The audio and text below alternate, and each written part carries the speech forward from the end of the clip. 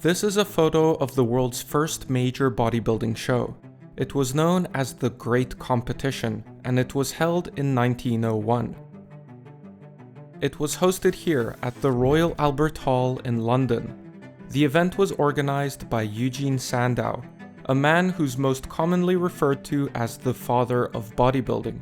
At the time, he was one of the world's most prominent physical culturists, and by the turn of the century he had already published several books, started his own magazine, and opened a series of high-end gyms. He even had his own exercise equipment line, and was quite the inventor when it came to creating new workout contraptions. But this one literally looks like some kind of medieval torture device. But in 1898, Sandow set his sights on something bigger. He wanted to host the world's first bodybuilding show. So how exactly did it all play out?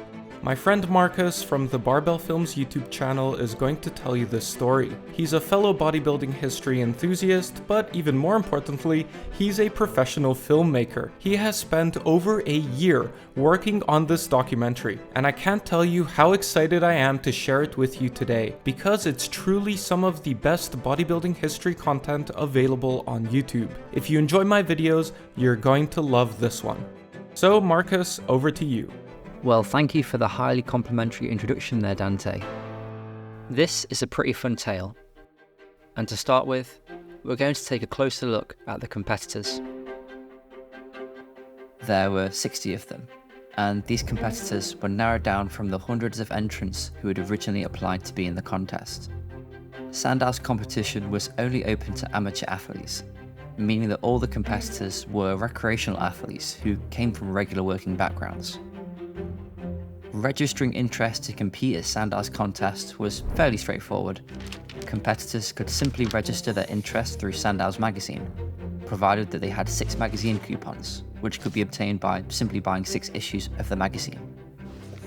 Although registering interest to compete at Sandow's Great Competition was an easy process, making it through to compete at the show itself was a little bit more tricky. When it came to narrowing down the many entrants, Sandow set up a series of qualifier contests, covering 54 counties across Great Britain and Ireland. Each qualifier event was designed to cover several counties, so entrants could simply find their closest qualifier event location. At these qualifier contests, each county was awarded its own bronze, silver, and gold medal winners. These medalists then gained access to compete at Sandow's Great Competition. This elimination process actually brought more media attention to the competition, as local newspapers covered the qualifier events, and counties took a sense of pride in their own athletes who managed to achieve qualification.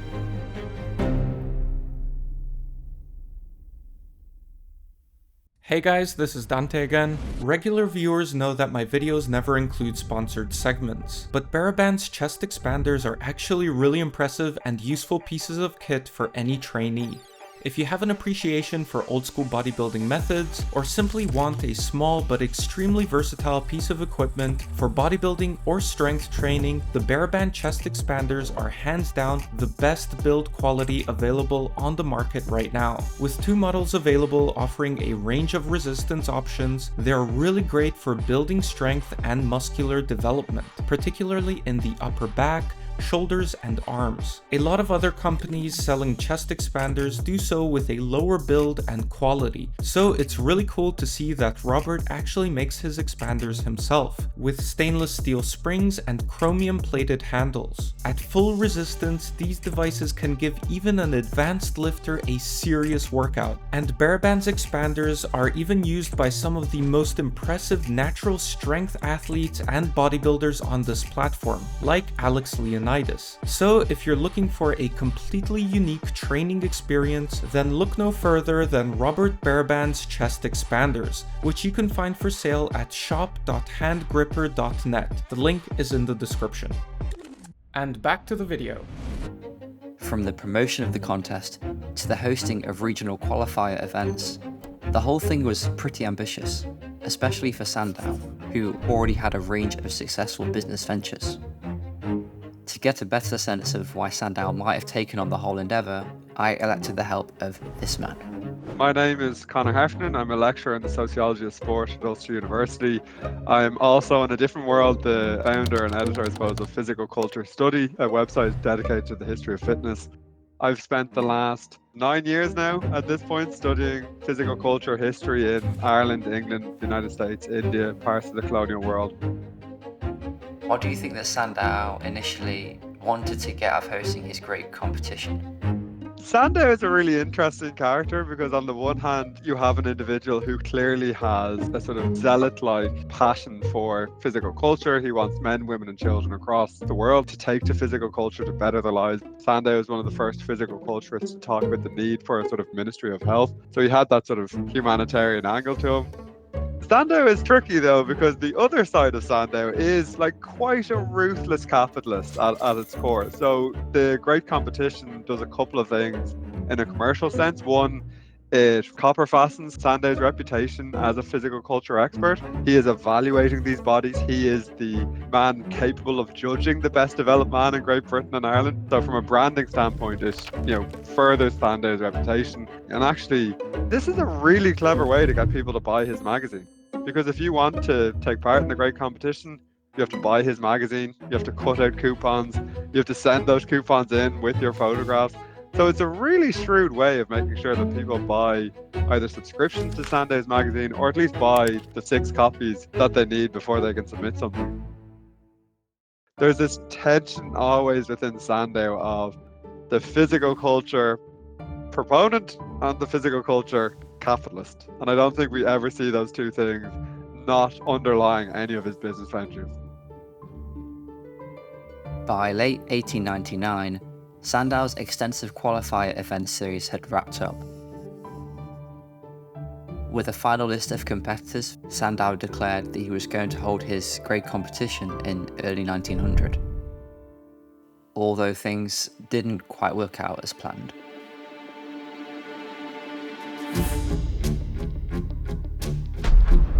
In October of 1899, Britain entered the Second Boer War, and the conflict exposed the general poor health of Britain's army recruits at the time. This subsequent lack of manpower pushed Britain to do a recruitment drive, and thousands of Britain's men would end up going overseas to fight. This included many of the contestants who were scheduled to compete at Sandow's upcoming great competition. Seeing that the country was now entering wartime and that many of his show's competitors had gone off to fight, Sandow made the decision to postpone. This postponement lasted right through until 1901, at which point the war was still ongoing, but now running into its latter stages. Although this delay had good intentions, in the long run it ended up causing even more problems for Sandow. By mid-1901, it had been over a year and a half since the initial qualifying rounds had concluded, and 3 years since Sandow had originally announced the competition in his magazine. Many of the competitors who had won the initial qualifying rounds were now unable to enter the great competition. Many were still serving in the Boer War, and some had even died. In fact, out of the 150 plus competitors who made it through Sandow's qualifying rounds, only 60 were able to make it to the contest.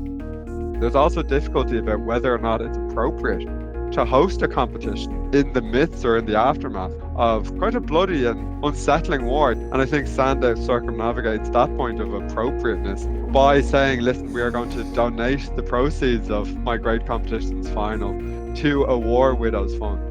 And it is, in a certain sense, force of will by Sandow to actually force this through. And I think a lot of that does come down to my previous comment about that tension between Sandow the businessman and Sandow, the proponent of physical culture. This is where we probably see the proponent of physical culture winning out over the businessman.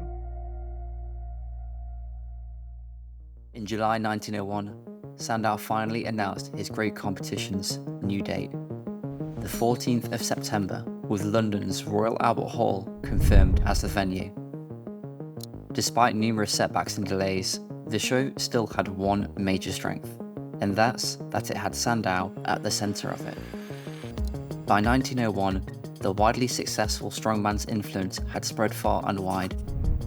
Although he was an impressive strongman and bodybuilder, Sandow was arguably an even more effective promoter and marketer, having successfully promoted his own tours and product lines for nearly a decade. In the lead up to the competition, Sandow made sure that every newspaper in London had mention of his grand event. To the general public and press, Sandow's commitment to the Mansion House Transvaal War Relief Fund gave his competition a new sense of patriotism and meaning. Thanks to a large marketing campaign by Sandow, by the evening of September 14th, public interest had once again been piqued. So, with the build-up covered, it's time to take a closer look at the competition itself. From the outset, Sandow emphasised that the bodybuilder who won his great competition wouldn't necessarily be the largest bodybuilder on stage, but instead the one who was deemed, quote, the most symmetrical and even, stating, a man who only weighs 8 stone will have just as good a chance of success as his Herculean brother, who brings down the scale at twice as much. In other words, you could say that size wasn't necessarily the prize. Competitors were to be judged on 5 factors, which were designed to cover both physical development and general health. This included muscular symmetry and size, along with skin health and perceived general health. Despite being the man behind the event, Sandow didn't actually serve as a main judge at his great competition. For that job, he enlisted the help of former athlete and sculptor Charles Laws, along with acclaimed Sherlock Holmes author Arthur Conan Doyle. Doyle's position as a head judge at the contest was particularly noteworthy, as he was one of the world's most well-known authors at the time. He was also a keen follower of Sandow's system of physical training. Sandow would serve as a referee to the contest. However, it was agreed that in the case of a disagreement between Laws and Doyle, that he would give a tiebreaker vote to decide the winner. The winner of Sandow's great competition would receive this: a gold Sandow Trophy, sculpted by acclaimed British sculptor Frederick William Pomeroy. According to Sandow, this trophy was solid gold and worth the impressive sum of £500. However, this dubious claim would later be proven to be a large exaggeration, something I'll get onto a bit later. The second and third place winners at Sandow's great competition would receive silver and bronze replicas of the same trophy, which Sandow advertised to be worth £60 and £20 respectively. The combined value of these prizes often led to Sandow's contest also being labelled the 1000 Guinea competition. The trophies were heavily used to promote the contest in the build-up, and word of them became widespread. So much so that in 1898 they were reportedly the target of 2 burglars who broke into one of Sandow's schools of physical culture in London. However, on closer examination, the fact that the story of this small-scale burglary made it all the way to local newspapers in Dundee also leads one to believe that this could very well have been a planted story. The intention behind this to promote the competition. Told you this guy was a good marketer. So, what exactly was the dress code for competitors at Sandow's great competition? Perhaps a pair of basic bodybuilding trunks? Or maybe some longer shorts? Not exactly. Competitors at Sandow's show were instructed to wear black ties and leopard skins. One main reason that Sandow might have implemented this modest dress code was to avoid the ire of the press and authorities. Public partial nudity was still a highly contentious issue, and there are no shortage of reports of people being arrested for pushing these social boundaries at the time. Such was the case in 1906, when anti-vice activist and politician Anthony Comstock had Bernard McFadden arrested and trialled for displaying, quote, obscene promotional posters in the run-up to his physical culture contest at Madison Square Garden. This concern about pushing moral boundaries is likely the same reason why Sandow didn't include women at his competition, despite being a big proponent of women's physical culture. So, with the judging criteria, the prize, and the attire explained, let's jump on in to the great competition.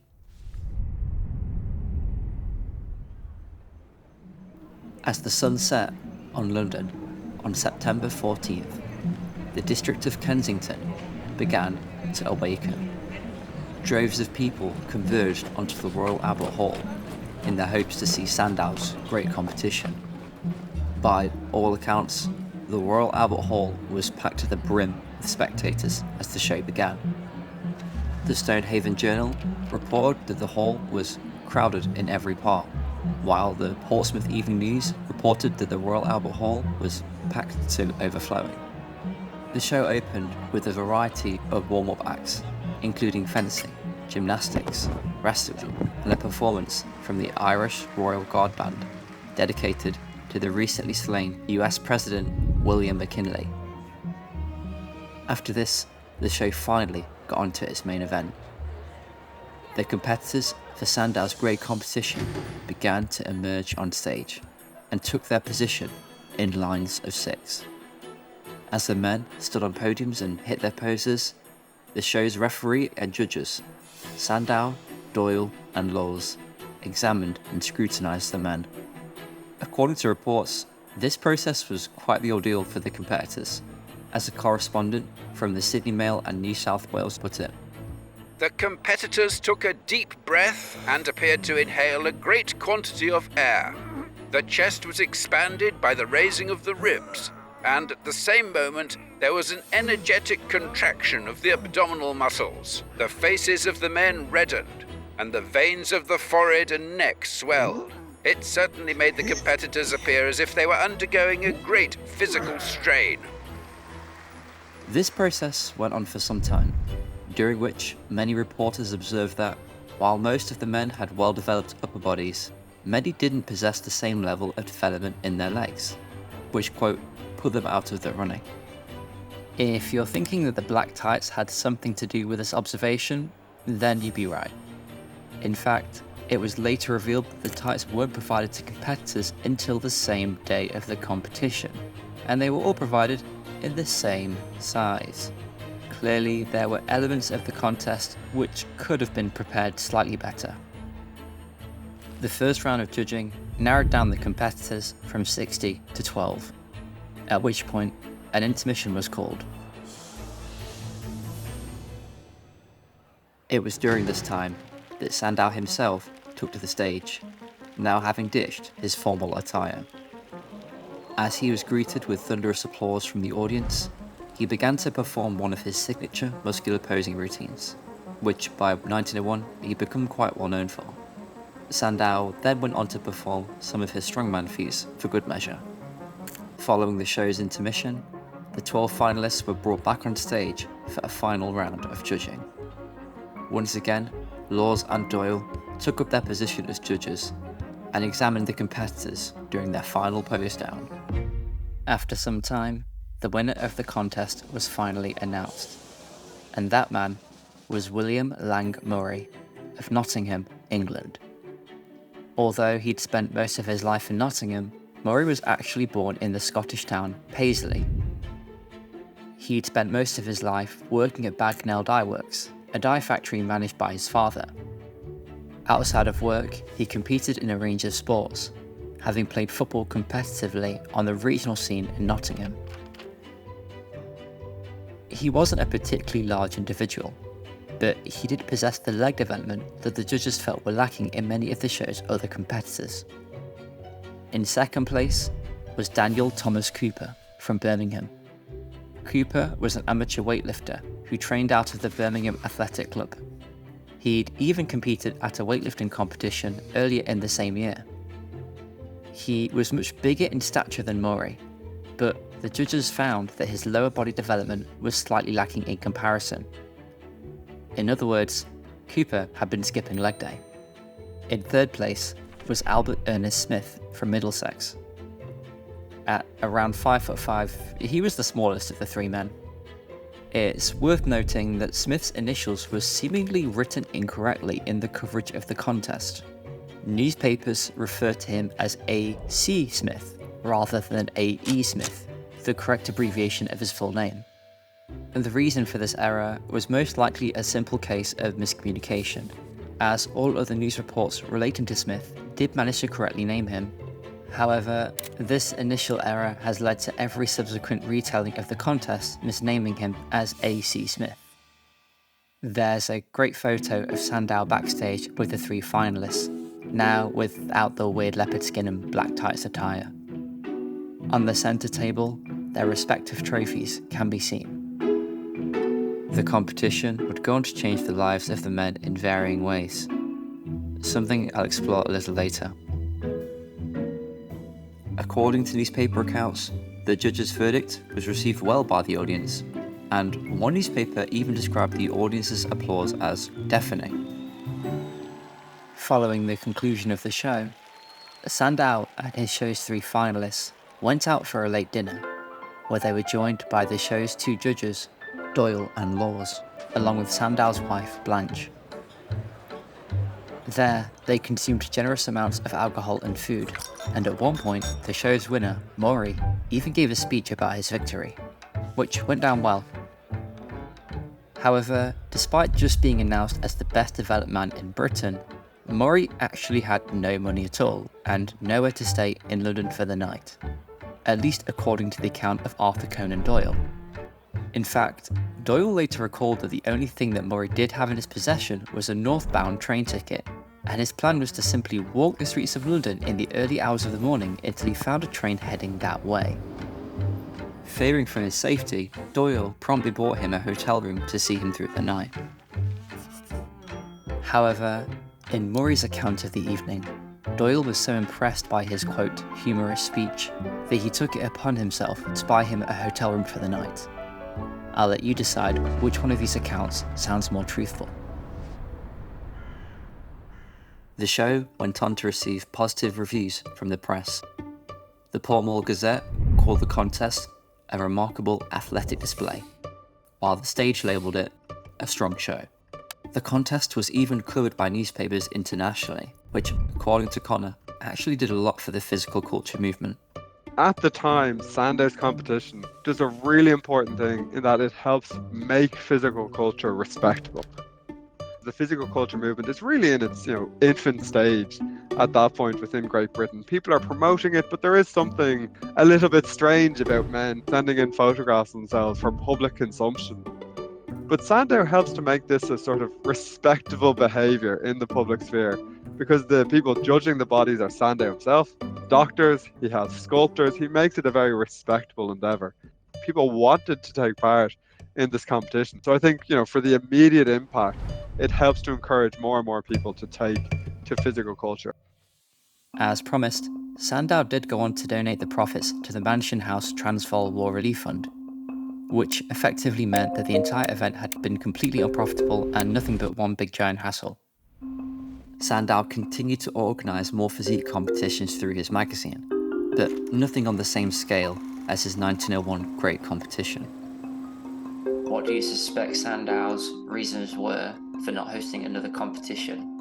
Not hosting another competition, it tells to just how stressful, how problematic, how unexpected the problems facing Sandow were when he eventually executed the 1901 competition.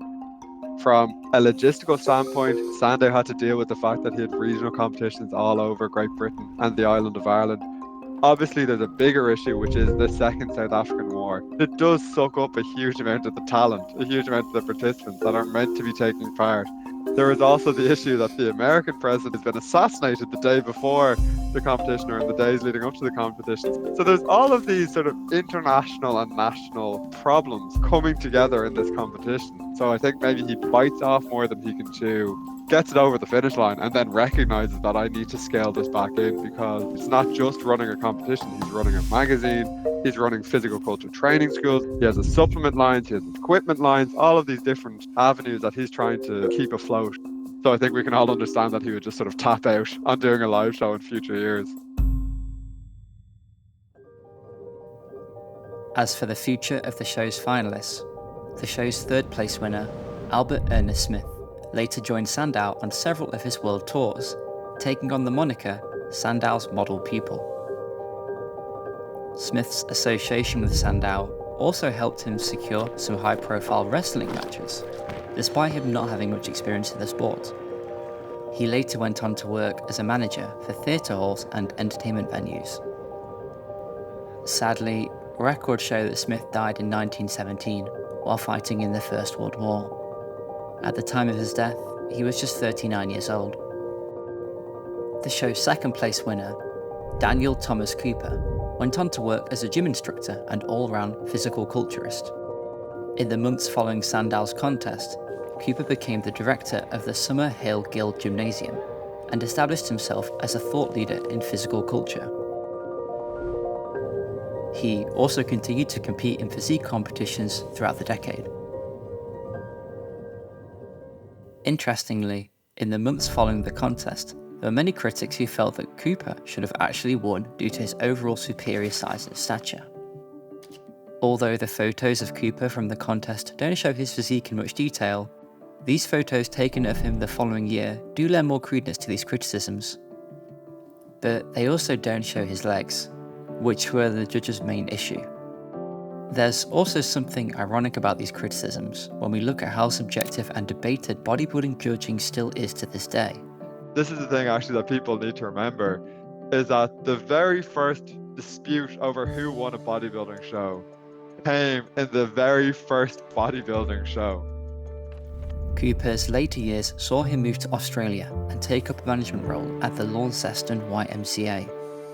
Decades later, he was still being promoted as the runner-up at Sandow's Great Competition. Although Smythe and Cooper saw their public profiles raised following Sandow's contest, it was the show's winner, William Lang Murray, whose career saw the biggest boost. He went on to perform as a strongman, and thanks to his win at Sandow's competition, was often billed the best developed man in Britain. His act was Roman-themed, and saw him take on the appearance of a gladiator. For years, Murray travelled around England performing his act, which included various lifting feats, and some interesting posing routines, much like Sandow was doing. Despite generally good reviews, his act rarely served as the headliner at theatre shows, and he wasn't able to break into the upper echelon of theatre performers. By 1910, he'd hung up his gloves as a strongman performer and instead taken up a job as a talent manager. Following this, he worked as the manager of the Newcastle Hippodrome. Despite being the winner of Sandow's Great Competition, Murray's strongman act never reached the same heights that Sandow's did. According to Connor, one key reason for this were the limitations of his act. Ultimately, the thing that made William famous was not the same thing that made other strongmen famous, which was their incredible strength. William's claim to fame is his physique.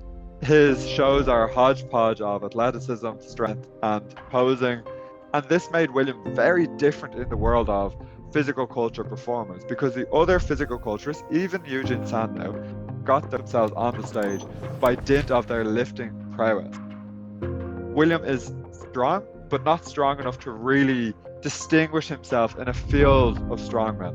So he was always going to be lower on the card than your traditional strongman, who first and foremost is going to be pushing an audience member overhead, is going to be lifting a heavy cannon, a bank vault, etc. That's going to be the primary way that they made their fame. And William sort of makes his fame on his physique and then tries to include the strength into it as well so that he can flesh out his shows. But they're just not as impressive as the marquee names. And when you're not a marquee name in physical culture, it is a really difficult industry. It meant then that there was only ever going to really be a short period that he could perform as a strongman.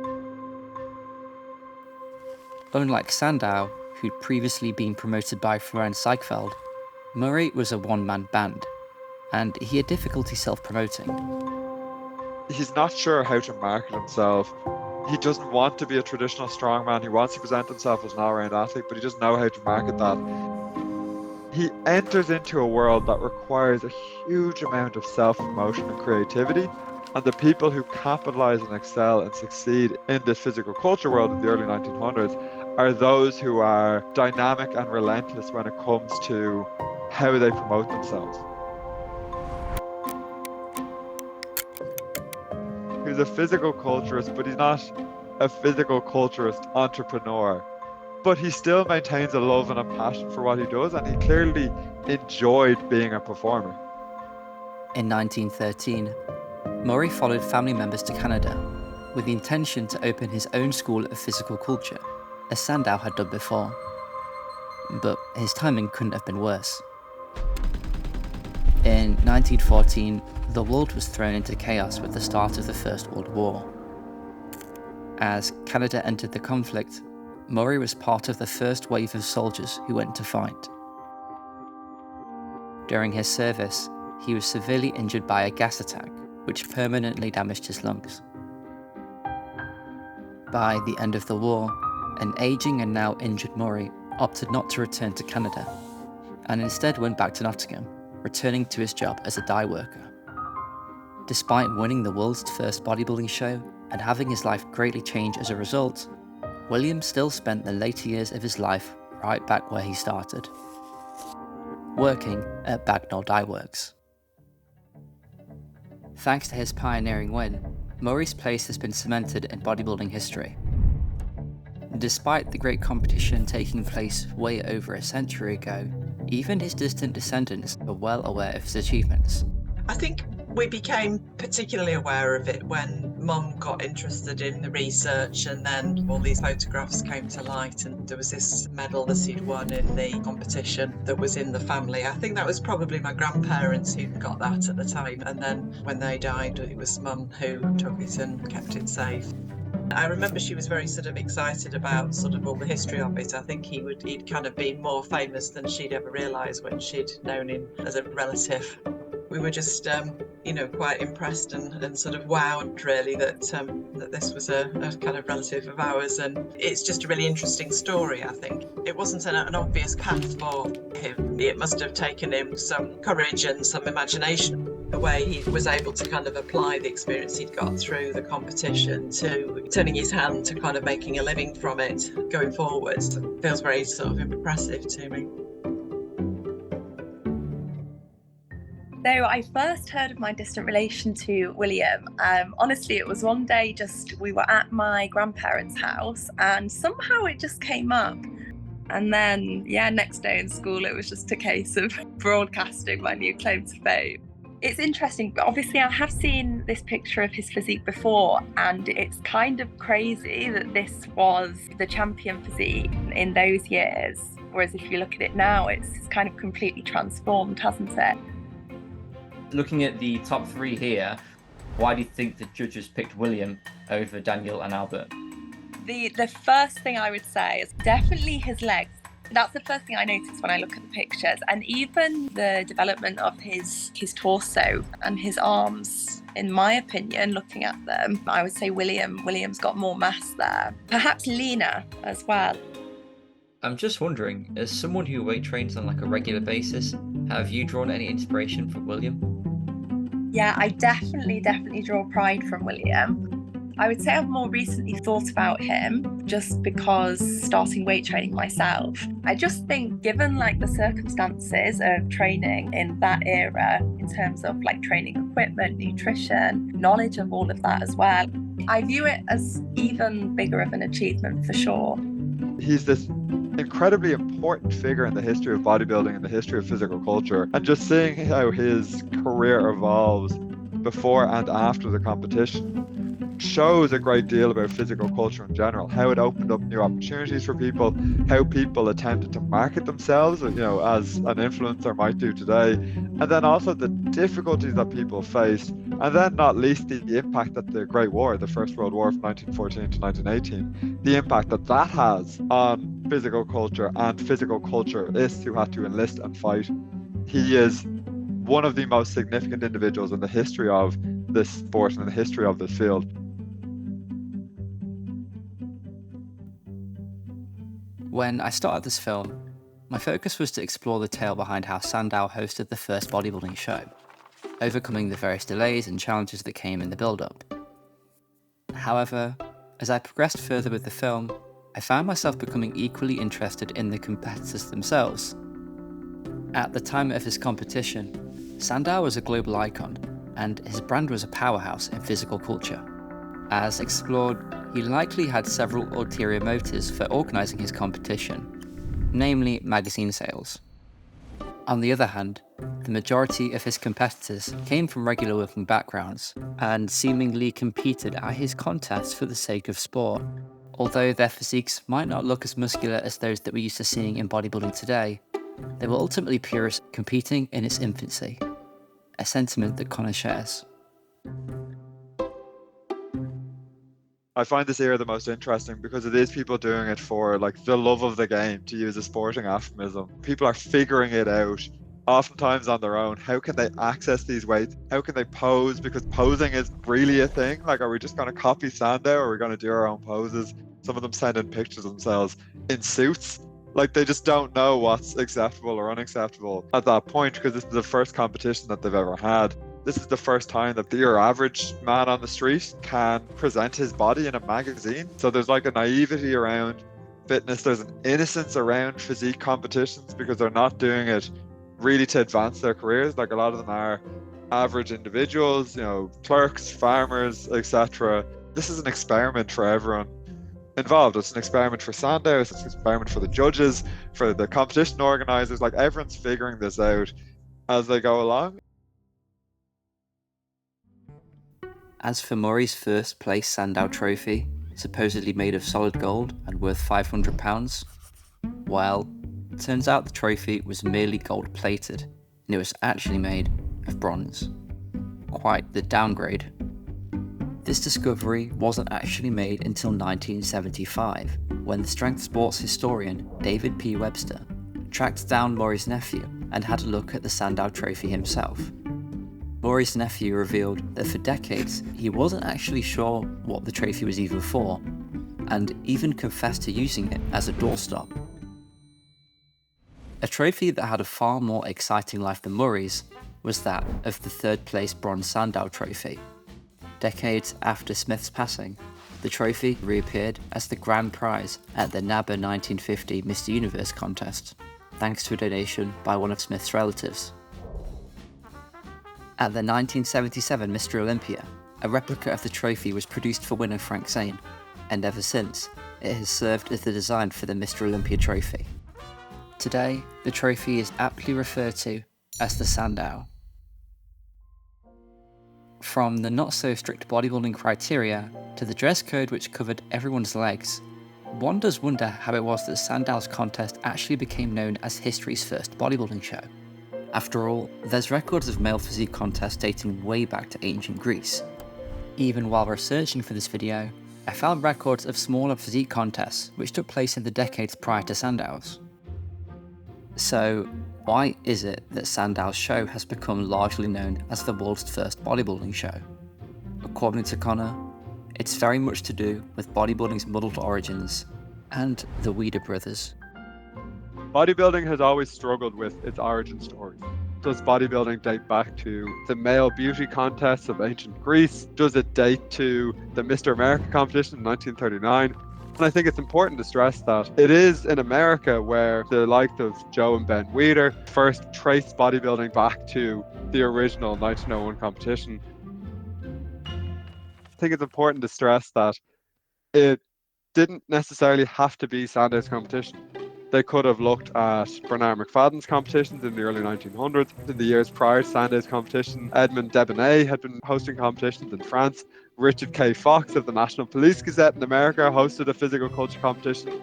So there's all these different origin stories that bodybuilding can have, but none of them have the gravitas of Eugen Sandow, arguably the world's first global bodybuilding star, in the Royal Albert Hall, this great bastion of British culture and society. So it gives a really neat, respectable, and arguably just cool origin story to bodybuilding, because if we try and trace bodybuilding back to ancient Greece with male beauty competitions, as sometimes the Weeders try to do, it gets a little bit squirrely, it gets a little bit hard to do it. But Sandow's competition is an easier fit, I think, for modern bodybuilding.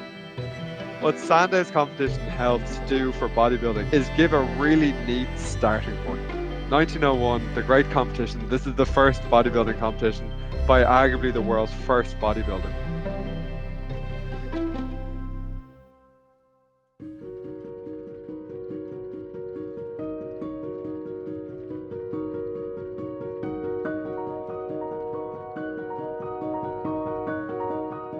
hope you enjoyed the video and found it informative.